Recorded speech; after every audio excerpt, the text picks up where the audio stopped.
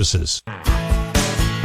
And good morning, everybody. Welcome back to Jet Radio 1400. This is the half hour we spend with the gang from Sam Catania Painting, including Sam himself in the studio with me. I mean, you know, that's how high I rank in this company. I actually get Sam, you know, not just a representative of Sam. And I made an actual entrance. I didn't come through a wall or a window. That's true. The windows are intact. The walls are intact. I'm not sure you couldn't go through the walls, though. But it's the first time I've ever seen them go through a door. Exactly. And we're here to talk about all things painting. By the way, the phone lines we're going to open up to at 451-1400. But first of all, I wanted to start off, Sam. I was thinking about this. We talked last time we were together about the main mistake everybody makes, which is not prepping adequately for your painting job at home. If you're trying to do your own painting, and most of us do at some point, some of us with questionable results, but the problem is not prepping adequately. So let's walk me through the process. If I say, okay, for example, there's one wall in my house, I really just want to paint that one wall, but I don't want it to look inconsistent. I don't want what you call highlight marks because I went back and tried to paint something else later. Where do I start with prep? And what are people doing wrong? So, everybody, before we get into that, I want to announce for the first time in the history of Colorful Tips. Oh, true. We have Dave Grove. Dave Grove is an employee. Dave Grove is here. Dave Grove is the first non-Catania on Colorful Tips. That's true. And if you want to know who Dave is, he's on 5 or 6 different TV commercials. Dave's the one fishing out of the bathtub. Mm-hmm. And there's so many other commercials. Falling out of the boat. But you know, no guy who has thrown out of the boat. no guy who has sunglasses like that does not fish. That's right. When you have those glasses, you know that man fishes. Yeah. You know it. He's dressed to impress. He is. So, to touch base on AC's question, as far as the wall goes, just an individual, here's how I like to start it. When people start and they're new, I like to, everyone's different. We're all going to have different answers. Right. I like to take an entire room and break it into different jobs. All right, if you're new, you're green, you don't have a lot going on, you don't have a lot of experience, take one wall, top to bottom, corner to corner, treat it as an individual job itself. It's its own project. It's its own project because you're not going to be fast enough to complete the room, whether you're brushing or rolling, whatever. You're not going to be fast enough to complete the whole room before it dries. So treat one wall as a project, trim it, roll it, whatever you're doing. If you're rolling, if you're brushing, make sure when the wall is complete, first of all, you have to prep everything. We really go above and beyond with prep.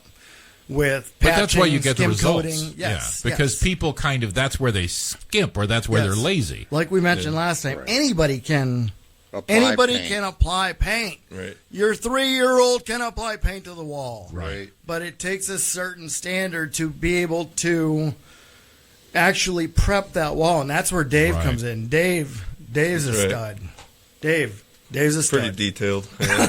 Yeah. So when it comes to prepping, it all depends on how bad the wall is. Every wall's if we're not doing the woodwork, we tape the woodwork. Yep.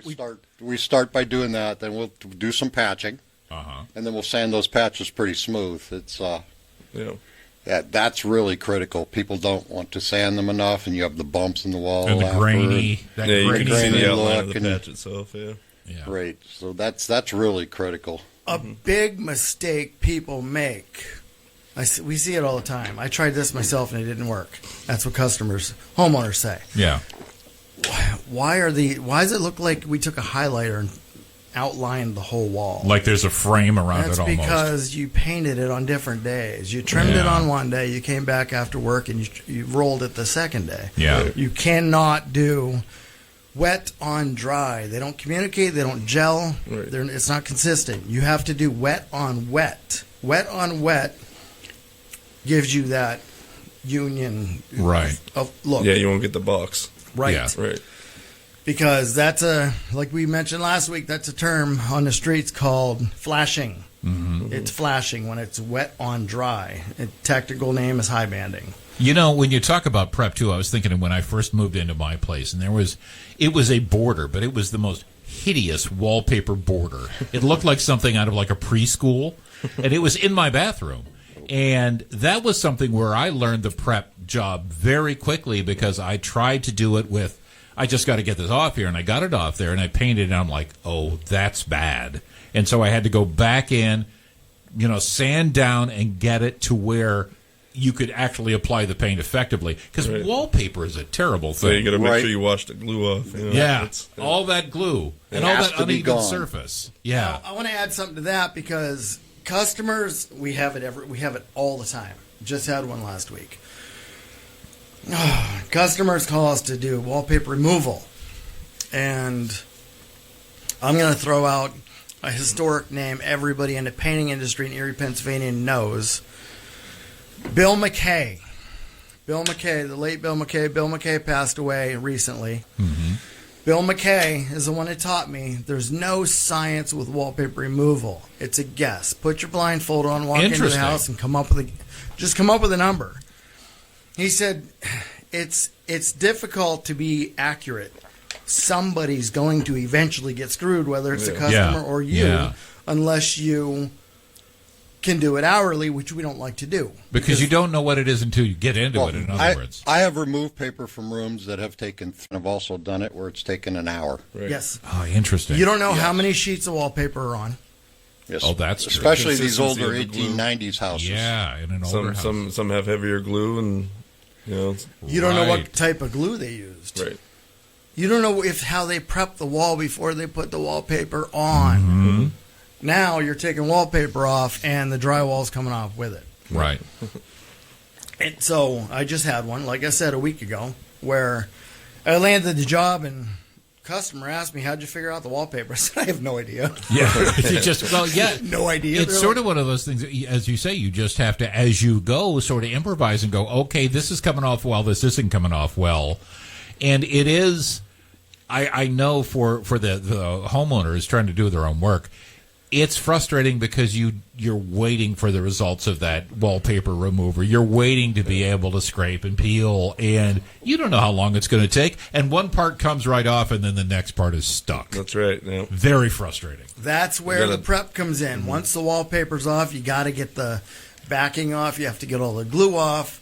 And lots of water. I'll have customers say, I don't want my wall skim coated. Well, I have to bid it to skim coat it. Yeah. I have to. Right.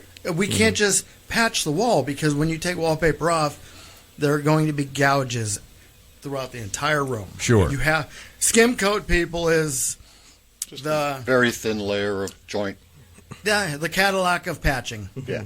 Patching is what you do in your house, nail holes, screw holes. Right. Skim coating is take an entire wall, corner to corner, top to bottom, skim coat it with the same product. A lot of people use joint compound, and you skim coat it and make that look like glass. Okay, so you basically are putting another surface on top of it, and then so you can work with that surface. That's my brother's specialty. I'm going to let him take that. this one. Yep. Go for it again. The primer. Yeah. Got to do that after the skim coat, and then the colors. And now, my brother did mention, we tape things off when we're doing a project. And I want to add to that and say, are we good enough to not have to tape? Yes, we're good enough to trim around things. Yeah. Dave's got one of the best brushes in town.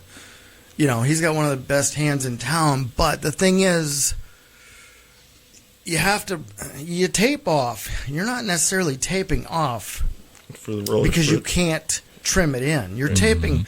A lot of customers ask, well, why didn't you, when you taped the baseboard off, why didn't you fold the tape down onto the baseboard? Mm-hmm. No, you leave the tape stick straight out, because when you're rolling, if the tape is sticking straight out from the wall and is just attached by the top of the baseboard, it's catching all the sprinkles. Oh, that's a great tip. Yep. From the roller, yes. That's a great. I think every apartment I ever lived in before I bought my place, you would look around the baseboard and you would see those sprinkles. Yep. You always would. Yeah. Oh, yeah. It's the overspray from the roller. When it doesn't matter how fast or slow they roll, you're still going to have some overspray. That's why you tape. A lot of people, when homeowners tape, we always see it. Mm-hmm. They tape the whole thing. They push it down and apply it. Yeah, I feel like it needs to be stuck to the base. It's even receptacles. Right. receptacles and light switches. You rip off a piece and you tape the top so it's sitting there on top. You don't fold it down over. There's no reason to. You let, when it's sticking out, it's catching the sprinkles, the overspray. Right. And especially when you're working with a brush that isn't that big, there's no need to create a little sleeping bag of painter's tape over this receptacle, right? I mean, you're going to be. It's fairly delicate work even for a regular homeowner around there. So that's a really great tip. Speaking about that though, and is that something else that I think I know the answer, unfortunately, but is that something else that people are lazy about, protecting surfaces during the job? Because again, with a roller, there's always going to be something coming off it to a place you don't want it unless you protect that surface. I mean, yeah, of course, people. I mean, nobody wants to do the prep work, but I mean, it needs to be done though. So there's not enough instant gratification when you. If you skip the prep work, you get that instant gratification. Right. Yeah. Right. When doing the prep work, it makes things look crappy until it's done. Yeah, that's true. Even just when you're doing small jobs, I've learned this in my life, even just to have a couple old beach towels around just to protect that under that particular surface where you're working, it can save you a lot of headaches. Yes. Yeah. Right. And bathrooms, it's the countertop and the toilets always have little splits on them. Yeah. Oh, true. Homeowner job. And we're proud to say this. A lot of people aren't. We're not a cheap date, people. You're getting what you pay for. Absolutely. We're not a cheap date because, if we come in at $7,000 for a project and somebody else comes in at $4,000, they think it's sticker shock because we're $3,000 more. But I always tell them, you have to compare the skill set on the job, the pay rates, the payroll, all the legalities involved. You have to compare the products we use. We're using top-of-the-line products from PPG and Sherwin-Williams. Right. We're not going to Value Home Center or Walmart to get your products. And it's the detail. It's the prep work. And we put 2 coats on everything. Everything's 2 coats. Not 1 coat. Everything's a 2-coat process. And they're not, when they're seeing a difference, whether it's $1,500, whether it's $3,000, when they're seeing a difference in price, they're looking at the price. They're not looking at the value of the job. They're not looking at what they're getting for the cost. Yeah. It's funny, just to make a comparison, I think sometimes it's like, remember when you're a kid and you got your first or second car, you get in a fender bender and, this guy can fix it for $200. It looks like it costs $200. Absolutely. You go to a really good body shop, it looks as good as the day it came out of the showroom. Absolutely. It's just a big, okay, it works. You can still drive your Ford Pinto, but it doesn't look good. That's why when people ask me, I've had 2 people, honest to God, I've had 2 people in the last week reach out to me and ask me, do you know a body man? You have all these connections all over town. Do you know a body man? My question is, you want the best or do you want somebody cheaper? Yeah. And sometimes I've had 2 different answers. Yeah, and sometimes people do want the cheap job, but you will get what you ask for. And if they want somebody cheaper, I throw a shout out. And if they want the best, I tell them, Danzer Collision, Kevin Hilbert. Shout out to Kevin, best in town. Yeah, best we've seen. But and again, you will see the difference. So it's a big. You can see, when you see the car and you see the ripples in the bodywork and you see the not quite matched silver. I've had a lot of silver cars and that's hard to match, right, guys? You know Very that. Very much so. Yeah. So I think that's a really good comparison. And when it's your home and you're going to be looking at it every day. Every day you walk in that bathroom. Every day you walk in that kitchen. Every day you're going to see this job. If you cheap out, you're going to be looking at that every day, right? And that's gonna get on your nerves after a while, I think. We try to be very fair. We take a lot of pride in being very fair and not screwing over the customer. No matter what price we're giving you the price of the quality of work we're going to give you. We try to be very fair. So if we're higher, I tell people we're not the cheapest. And we're not the highest. We're high middle. We're high middle. Yeah. And as far as pricing goes, we take a lot of pride. We've come a long way over the years with the experience and everything, and just evolution. I mean, you have to evolve with the process as far as the rates. Sure. And we take a lot of pride in giving you what we're charging you for.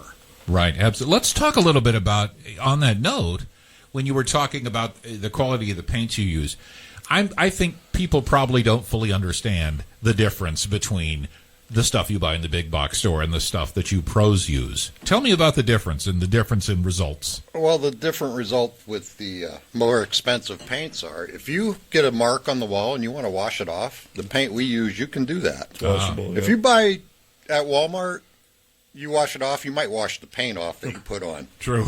Now you can't touch it up, because if you touch it up, you get the flashy.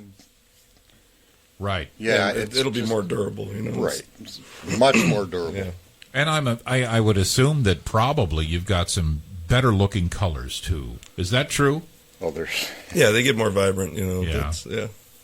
They stand out a little bit better. I mean, that's a huge deal. There's that imperceptible thing when you walk into a house. And if you have the kind of paint job that you guys do, you go, wow, this is a nice place. Mm-hmm. It's almost unconscious, but it's there. You get that feeling. You know the difference. Yeah. We get phone calls at the office. Tracy takes phone calls, and we've gotten one recently where we just want touch-ups. We don't want your money. Yeah. We have no interest because in we know your job is not going to look good. It's not going to look good. There are a lot of jobs that we actually walk away from and turn down. Mm-hmm. We don't want your money. Yeah. We're not going to do a touch-up. We're going to do it our way. Yeah, like it's we going did to that, be done the San right way. Catania. It doesn't look good, Yeah, just because we touched it up and you're selling the place, somebody's going to see our van there. Right. True. Somebody's going to see our van there at some point. Whether it's one person, it travels. No, it's not a good job. We're not doing it. Mm-hmm. Yeah, it makes So sense. people, if you want touch-ups, we're more than willing to answer all of your questions. Yes. But we're not doing it for you. You're willing to help, but not willing to do the job. What Right. is the smallest job you'll do? What's the smallest job you guys handle? A closet? That's a pretty small job. What's that? A door. A door? A Yeah, door. absolutely, you're right. We've done many front doors on the outside. Is that They've right? got me on Oh, that yeah, one. absolutely. Just the door and the frame. Yep. Yeah, we do those a lot. Oh, I'll tell you, that's a big deal too, because I have seen doors that a little bit of sun hits it. Maybe it faces the wrong direction. Maybe it faces west, and the sun hits it, and you see the fading within a season, within a year. That has a lot to do with color pigment. It has a lot to do with The product you're using. the prep, the product, the sheen. People don't realize the sheen. The higher the sheen, when we talk about sheen, we've got flat, matte, eggshell, and satin are very similar. Right. I can't tell them apart. Right. I tell the customer all the time. They say, "Well, it's eggshell." I'm like, "How do you know if you didn't see the can? Because I can't even tell them apart." Right. Then there's semi-gloss. Then there's high gloss. The higher the sheen, just so people understand, when I was younger, Dad would always talk about sheen. I said, what the hell is sheen? Yeah. I don't even know what sheen is. What he meant was shine, people. Right. So I don't want to. True. I don't want to talk sheen if homeowners don't really understand what Right. sheen means. I really try to eliminate that word and use the word shine. It How doesn't- shiny the comes paint is. across when better. when How it's shiny dry. do you want it? It didn't. Right. I didn't understand. Dad It's would a always, contractor Dad term, would you know? always, Dad would always talk about sheen. Well, make sure you get the right sheen. I'm like, I'd leave and I go to the paint store. I'm like, I don't even know what that word means. What does sheen even mean? Shine, people. Yeah. It's shine.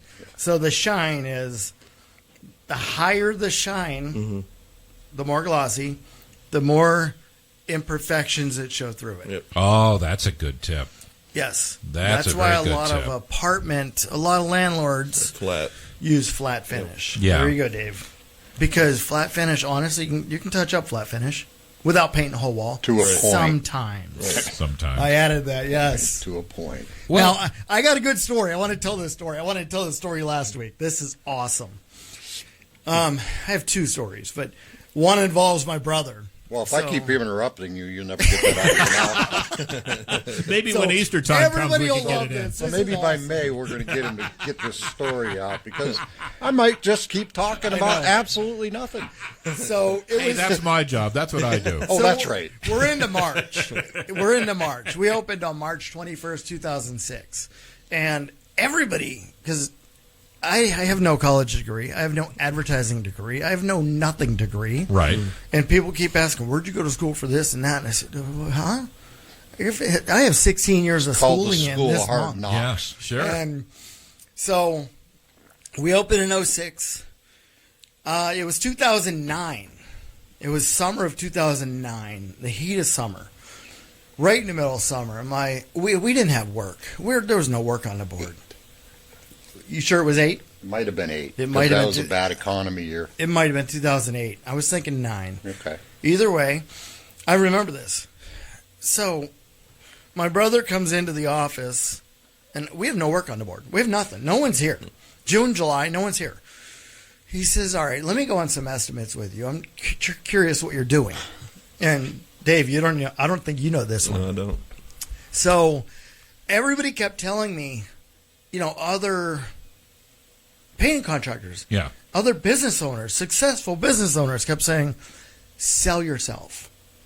I'm like, what the hell does that even mean? And I said, what the hell does that even mean? Oh, sure. Sell yourself. All right. What am I, stripping or what? What do you mean sell yourself? That's what I was. Oh, my God. That's a story for another time. That's a story for another time, people. So I'm like, what's strip? I mean, what's that even mean? Yeah. And so he goes with me. And everyone's saying, sell yourself. I'm like, I don't know what that means. So I remember this. We go into a estimate. Husband and wife are in there. He and I go in. I'm dressed up. Yeah. Dress shirt, button, tie, sports coat. We walk in there, and if you don't know my brother, you're better off not meeting him. Because he doesn't have a filter and he doesn't give a damn. Most of the time. We walked in there, and I'm going above and beyond with... Right.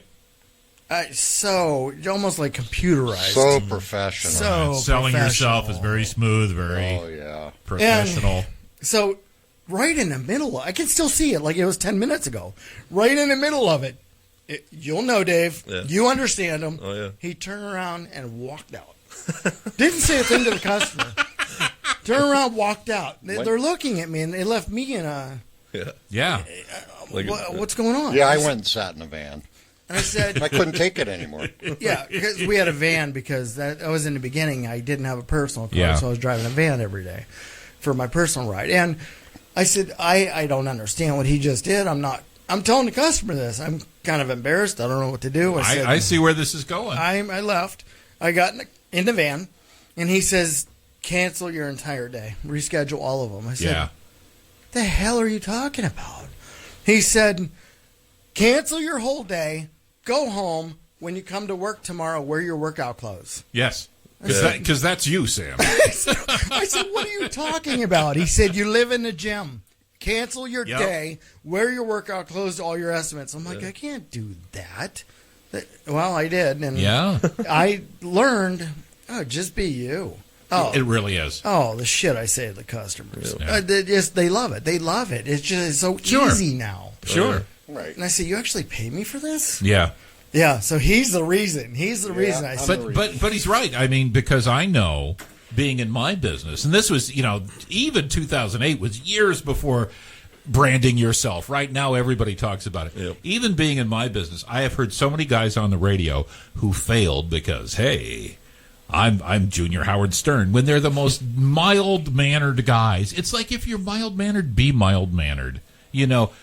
You have to. People have to know who you are. Where am I going after work? I'm going to the comic book store. Everybody knows. That's what I do every Wednesday. Right. That's me. That's all right. At least you own it. Yeah, absolutely, right. I own it. I'm bowling. Yeah. Well, that's good too, though. That's my thing. Dave's either fishing or fighting. Two most important human activities. Right. Fishing or fighting. Whatever it is, Dave's fishing or fighting. Fighting fish. How about that? Fighting fish. I've had days like that. Fighting on Lake Pleasant, fighting fish. Sure, I've been there. But I never understood what it meant to sell yourself. Yeah, that's. I mean, can you give me some? Can you elaborate on that? What do you mean sell yourself? Yeah. Well, Yeah, just be yourself. he yeah. went home, put on his sweats. The next day, landed 5 jobs. Right. And people, Couldn't believe the difference. People know who you are now, and they know who you are. Not just, I mean, yeah, okay, coming through the wall, it's image and everything, but it's also you. Yeah. Oh, You yeah. know, if Oh, yeah. you know, It's that that's intensity. It's the intensity. It's- oh, it's yeah. the energy, and that's that's what it's all about. I mean, that it makes you stand out, but then most importantly, you back it up with really great work. Yeah. And You people know, it's- remember that stuff, you know. Right. That's Yeah. what I want to throw this out there. So many people, because we as a team have really worked a long time and a lot of hours to develop a name in this town, a reputable name, and we take pride in that. People come up to me, "You're doing a great job." I'm like, "No, I'm not. It's the team. We have a team. There you go. There are a lot of us. I've never done this. I've never done this by myself. Right. We have an entire team. We employ up to 30 people. I am one position. I have to pull my weight, and Yep. they have to pull their weight. So I'm not doing a great job. We're all doing a great job. It's a team. And I'm going to let that be the last word because we're out of time, gentlemen.